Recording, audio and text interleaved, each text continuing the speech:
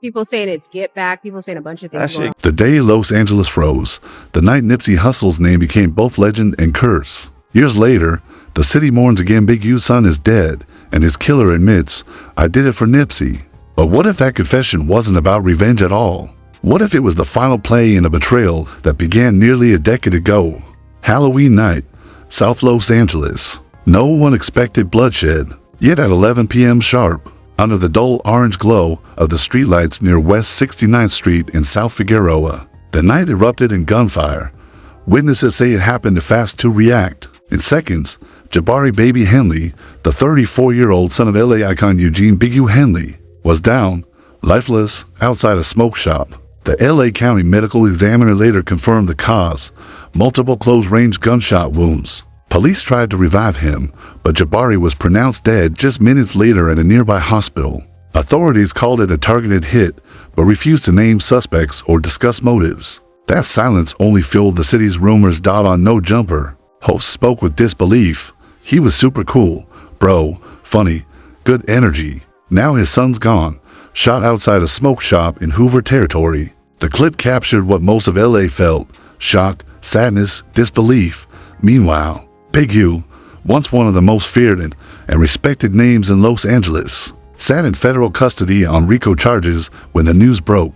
His empire was under fire, his legacy questioned, and now his own son had fallen to the streets he once controlled. To outsiders, the corner of 69th and Figueroa might look like just another block, but to South Central locals, it's the Blade, a stretch infamous for nightlife, hustling, and sudden violence. As one podcast host explained, that whole area, down to the 60s, it's hot. You hang around there, it's risky. According to ABC 7's eyewitness report, the gunman pulled up in a car, called Jabari by name, and opened fire from the driver's seat before speeding off into the night. Investigators quickly ruled it personal, not random, and when reporters looked at the city's homicide map, the warning was clear. South LA was burning again. That corner, once buzzing with life, had become one of the most dangerous streets on the Blade, and this time, the blood spilled there carried the weight of a legacy and a secret that may have been years in the making. In recent months, that stretch of South Los Angeles had become a flashpoint for violence, with multiple shootings happening just blocks apart. Gang intervention workers had been warning city officials for weeks about the rising tension, but their pleas went unheard. Resources were thin, and attention was elsewhere. So, who was Jabari Baby Wee Henley? Born in 1991, Jabari grew up under the towering shadow of one of LA's most polarizing figures. His father, Eugene Big U Henley, once a feared Rollins 60s Crip leader turned respected music executive. Big U helped guide the early careers of legends like Nipsey Hussle, Corrupt, and Ice Cube. Jabari, better known by his nickname Baby Wee, wanted to walk that same path, but on his own terms. He managed artists through Unique Records, the same label his father once used to shape Nipsey's rise. Friends described Jabari as sharp, funny, and loyal, the kind of man who could walk into any room and light it up. But behind that charm was a constant struggle. Caught between two worlds, the legitimate music business his father tried to build, and the street legacy that carried the Henley name for generations. According to Fox Los Angeles, Jabari had been working to clean up Unique Records' image after past investigations linked it to gang ties. But the streets rarely forget. Back in 2021, his name surfaced as a person of interest in the Las Vegas killing of rapper Rayshawn Lil R.W. Williams, whose body was later discovered in the desert. Jabari was never charged, but the case came back into focus during his father's 2025 federal indictment. Still, those who knew him insisted Jabari was turning his life around. After news of his death broke, social media flooded with tributes from local musicians, fans, and friends. But one message stood out. His younger brother, Diane Henley, a linebacker for the Los Angeles Chargers, learned of the shooting mid-game. Hours later, he posted a message that broke hearts across the worlds. Sports and hip-hop, 2025's brought me more pain than joy. I got us, big bro. I got nephew. Don't even worry, I love you. Allah blessed me with even one more night with my brother. You forever we. The post went viral, a raw portrait of grief and brotherhood. The contrast was striking. Diane, a professional athlete, had escaped the cycle, earning success through discipline and opportunity. Jabari, though, was still fighting the gravity of the streets that had both built and broken his families. Their stories showed very different destinies to brothers from South Central, born into the same legacy, but walking opposite paths. Inside the Metropolitan Detention Center in Los Angeles, news of Jabari's death reached Big U through a phone call from fellow inmate and music producer Loose Cannon, who later told TMZ the moment broke him completely, even from behind bars. Big U's grief rippled across the city. Street blogs called it karma. Others whispered revenge died on social media. The tag hashtag Tide Chalk for Nip began to trend, a nod to those who believed this was payback for old wounds left behind. After Nipsey Hussle's death, the theory spread fast. Some claimed Nipsey's supporters had finally taken revenge. Others suggested rival crews saw Big U's imprisonment as their moment to strike. But law enforcement never confirmed any of it. In fact, according to the LAPD's official statement, there was no verified motive and no suspects in custody. Meanwhile, the city's gang-related homicide rate had already jumped 34% higher than the year before. Analysts pointed to social media beefs, turf wars, and post-pandemic poverty as the key drivers. Yet to those close to the Henleys, this didn't feel like part of a trend. It felt personal. Detectives pleaded with the public for patience. But the rumors only grew louder that Jabari's killer had ties to Nipsey, that he'd done it for him, and soon, that rumor would become a courtroom confession that stunned Los Angeles, November 7, 2025. Barely a week after Jabari Baby Wee Henley's murder, the city woke up to breaking news. Big U's son's suspected killer arrested.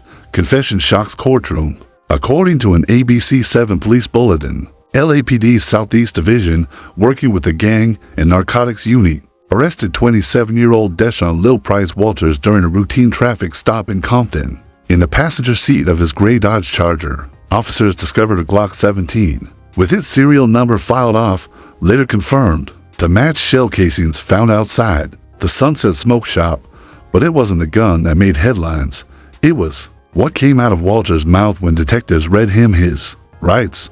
February 21, 2026, inside a Los Angeles Superior Court.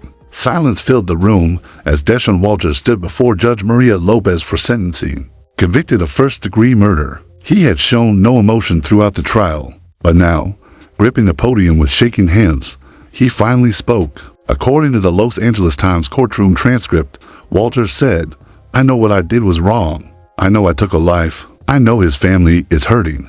But I need everyone to understand. I did it for Nipsey. I did it for Nipsey." And in that moment, the courtroom, the city, and the legacy of two fallen sons of Los Angeles all collided into one chilling truth. Walter's voice cracked. As he turned toward the judge, Big U took someone we all loved, someone who repped our community, someone who tried to lift us up, and his son, Jabari, he carried that same spirit, that same name. I thought what I did was justice, but now I see I was wrong. The courtroom erupted. Cries, gasps, disbelief. Members of Jabari's family shouted at the defendant. Diane Henley, sitting in the front row, dropped his head into his hands. On the courtroom monitor, Big U, appearing via video link from the Metropolitan Detention Center, stared silently, his face frozen, unreadable. Court officers rushed to calm the chaos as shouting filled both sides of the aisle. Then Walters continued, his voice trembling. "Nipsey meant everything to us. He wasn't just a rapper. He was hope. And when he died, we blamed Big U. We blamed him for not protecting Nip, for the beef, for everything. So when I saw Jabari that night, it felt like balancing the scales. I thought I was doing what Nip would have wanted, but I was wrong. Nipsey never wanted this." Tears rolled down faces across the courtroom. Some spectators sobbed. Others turned away in anger. The confession peeled back the layers of myth and conspiracy that had haunted Los Angeles. Since Nipsey's murder years earlier, for so long, social media had been a breeding ground for wild theories, many accusing Big U of playing some hidden role in Nipsey's death, despite the fact that Eric Holder had been convicted in 2022 for the killing. During the trial, prosecutors presented a chilling portrait of Walter's spiral into obsession. Evidence showed hundreds of social media posts, comments filled with rage toward Big U and blind devotion to Nipsey. Text messages revealed disturbing conversations, talk of how someone should make Big U pay. Mental health experts testified that Walters had become isolated and radicalized online, consumed by digital echo chambers that blurred fantasy and reality. He spent endless hours scrolling through conspiracy pages about the rap game and gang politics, until his world shrank to nothing but screens and anger died in the end. Prosecutors argued that Deshaun Low Price Walters acted alone, driven not by orders or gangs, but by the toxic power of online conspiracies and street rumors linking Big U to Nipsey Hussle's death. Rumors that had persisted long after the truth was already in plain sight. Even after the trial, many across Los Angeles refused to believe the official story. Online, posts under the hashtag Dom for Nip had circulated for years, all pushing the same idea that Big U had somehow orchestrated Nipsey's death, or at the very least, failed to stop it. During sentencing, the prosecution's forensic psychologist, Dr. Ramona Martinez, offered a chilling explanation. She described Walters as a man consumed by what she called conspiratorial radicalization. Mr. Walters didn't just wake up one morning and decide to kill, she told the court. This was a slow psychological decline, fueled by non-stop exposure to online narratives that painted Big U as the villain in Nipsey Hussle's story. Over time, those lies became his truth, and eventually, he acted on them. When the time came, Judge Maria Lopez delivered her ruling, 35 years to life in prison. Her words struck the courtroom like a warning to everyone watching. Nipsey Hussle stood for peace, progress, and community empowerment. She said, "To take his name and use it as a reason for murder is the greatest betrayal of his legacy. You didn't honor him. You dishonored everything he stood for. You stole a son, a brother, and a future." Her voice trembled, heavy with both anger and heartbreak. "This court has seen many tragedies," she continued, "but few as senseless as this one. You killed an innocent man over rumors and internet gossip. You let conspiracy theories replace facts, and in doing so, you turned a man of peace into your excuse for violence. That is not justice, Mr. Walters. That is murder, plain and simple." As deputies escorted Deshaun Walters out of the courtroom, he turned back one last time and said softly, "I'm sorry, especially to Jabari's family. I was lost." It was a moment of clarity, but far too late to change what had already been done. When the courtroom emptied, all that remained was a haunting silence, the weight of fallen legacies, and a city still searching for answers. How did Jabari Henley's murder become tangled in the myth and memory of Nipsey Hussle? To understand that, we have to go back to where it all began, to Eugene Big U Henley. Eugene Big U Henley was a dominant figure in South Los Angeles long before the world knew him. As a music executive, as a high-ranking member of the Rollin' 60s Crips, his name carried both respect and fear, a man whose influence ran deep through the streets of Crenshaw.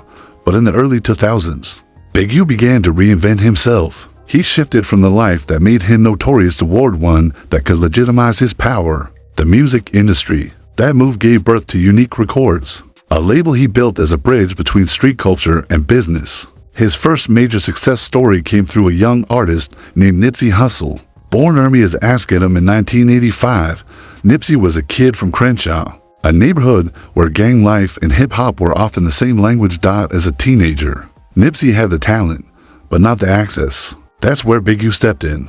According to Complex Magazine's retrospective, around 2005, Big U took Nipsey under his wing, introducing him to producers, booking studio sessions, and giving him something every young rapper in LA needed: street credibility. Their partnership was mutually beneficial. Nipsey gained the resources, security, and connections that could turn his dream into reality. Big U, in return, had a rising artist whose success could legitimize his label and his transformation. By 2008, Nipsey was releasing hit mixtapes and was on the brink of breaking into the mainstream. At that time, Big U played the role of mentor and manager, while Nipsey focused entirely on his music. In interviews from that era, Nipsey spoke about Big U with deep respect, often crediting him for teaching him how to navigate both the business world and the politics of the streets. The two were inseparable, seen together at industry events, in recording studios, and around Crenshaw. Big U's reputation provided the protection that allowed Nipsey to move freely through dangerous neighborhoods, and Nipsey's growing fame, in turn, elevated Big U's image, a symbol of redemption, proof that a man from the streets could build something legitimate. For years, their collaboration worked. Big U handled the business, Nipsey handled the art. Friends from that time said their bond felt almost father and son-like. Rooted in loyalty, mentorship, and mutual belief. But by 2010, cracks began to appear. Sources close to both men say tension over money, creative direction, and control started to strain their relationship. The breaking point came 2 years later, 2012, in what insiders now refer to as the parking lot incident. According to multiple witnesses and a detailed Reddit thread later verified by several sources, Nipsey and his brother, Black Sam, confronted Big U in a Crenshaw parking lot, a moment that would mark the beginning of the end for one of LA's most powerful partnerships. The confrontation in that Crenshaw parking lot reportedly turned heated. Witnesses say Nipsey demanded to be released from his contracts with Unique Records, wanting full control of his career. For Big U, it was more than business, it was betrayal. After years of mentorship, investment, and loyalty, he felt disrespected. What began as a disagreement over paperwork quickly became something deeper, personal, spiritual, even political. In the aftermath, Nipsey avoided direct shots in interviews, but his tone said everything. The parking lot confrontation symbolized a philosophical divide. Nipsey was done with the old systems and ready to build something entirely his own. He wanted independence and ownership. Big U, on the other hand, believed his early support entitled him to remain part of Nipsey's journey. In a 2013 interview with The Breakfast Club, Nipsey spoke carefully, but the message was clear: you gotta separate business from the streets. You can't bring both mindsets to the same table. That's when everything gets confusing. Fans immediately connected the dots. They took it as a subtle jab at Big U, and soon, word of their falling out became open knowledge throughout Los Angeles hip-hop circles. Around that time, Big U quietly shifted gears. He launched Developing Options, a nonprofit claiming to reduce gang violence by giving at-risk youth paid jobs through city-funded community programs. But that move brought new controversy. According to the Los Angeles Sentinel, the organization later faced scrutiny for questionable use of federal grants and possible ties to city contracts. While Big U worked to rebuild his public image as a community activist, Nipsey doubled down on his independence. He founded All Money and rejected major label deals, and made hip-hop history when he sold his Crenshaw mixtape for $100 a copy, a move that transformed him into a symbol of self-reliance and ownership. Big U, once his protector, his mentor, was now on the outside looking in, watching as Nipsey became everything he'd once hoped to be, a man respected by both the streets and the mainstream. But the fallout wouldn't stay private for long. By 2016, whispers began to spread, claims that Nipsey's growing fame came with an unseen price. Street rumors and YouTube documentaries began suggesting that Nipsey was still paying tax to certain Crenshaw figures for safety and access. Several podcasts and online reports tied this alleged extortion network directly to Big U's name. As Hot and Whiffip reported, Big U's so-called checking system for rappers and athletes blurred the line between mentorship and coercion. It was even rumored that out-of-town artists had to clear their presence through Big U's connections before performing or filming in Los Angeles, or risk crossing the wrong people. Over the years, whispers turned into headlines. Multiple rappers and athletes were said to have paid protection money just to move safely through parts of Los Angeles. Though those claims were never confirmed in court, they shaped the city's perception of Big U, a man whose name carried both power and fear. That perception became official in 2025, when Big U was hit with a federal RICO indictment. According to prosecutors, he allegedly oversaw a network of intimidation and extortion that stretched from local business owners to visiting celebrities. The documents painted a picture of a man running to parallel worlds, one public, one hidden. In front of cameras, Big U appeared reformed. He gave speeches at youth events, appeared on podcasts about gang prevention, and branded himself as a man who had escaped the streets to become a community leader. But the shadows of his past never really left him. They followed everywhere he went. By the late 2010s, both Nipsey and Big U were thriving in their own lanes. But on opposite sides of Los Angeles' moral spectrum, Nipsey sat in meetings with city officials, talking about real estate, tech, and community reinvestment. Big U managed artists, ran intervention programs, and expanded his influence across South Central. On the surface, the tension was buried. What insiders knew, it was always there, quiet but unhealed.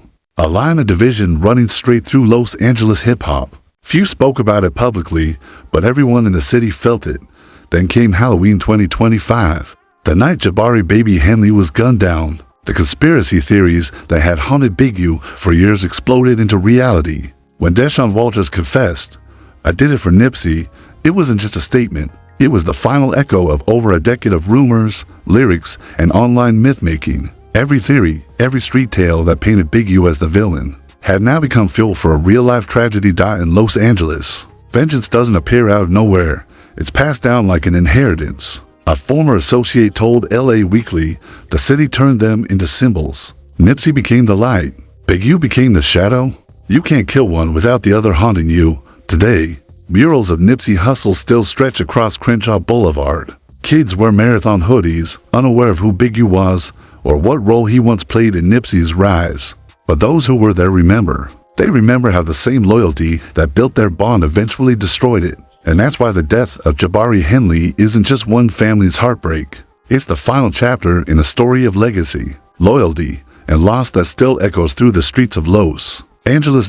Is a chilling reminder of how powerful storytelling has become in the digital age, where conspiracy theories evolve into belief systems and beliefs become fuel for real-world violence. Deshaun Walters didn't suddenly decide to take a life. He was slowly pulled in, radicalized by years of online noise, by tweets, YouTube clips, and hood rumors that turned Big U into the villain of Nipsey's legend. What makes this case so disturbing isn't just the crime, it's how technology magnified ancient street codes. In the old days, beef stayed local. It lived and died within neighborhoods known only to the people involved. But today, social media turns whispers into headlines and rumors into rallying cries in a matter of hours. The rules of the streets went digital.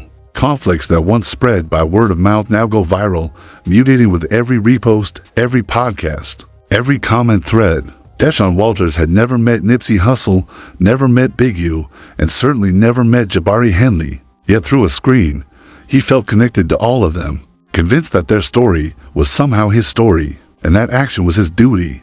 That's the dangerous evolution of street justice in the 21st century. The truth, though, is far more complex than any online narrative. The bond between Big U and Nipsey was layered, part mentorship, part business, part pride, and eventually betrayal. Neither was purely hero nor villain. Both were shaped by a system that rarely forgives or forgets. In the streets, debts don't vanish. They recycle, pass down through generations. And loyalty, when mixed with ego, often ends in blood. In one of his final interviews before Jabari's death, Big U told Drink Champs, "If people knew what really happened, they'd know it was love. But love and pride don't mix good in the streets."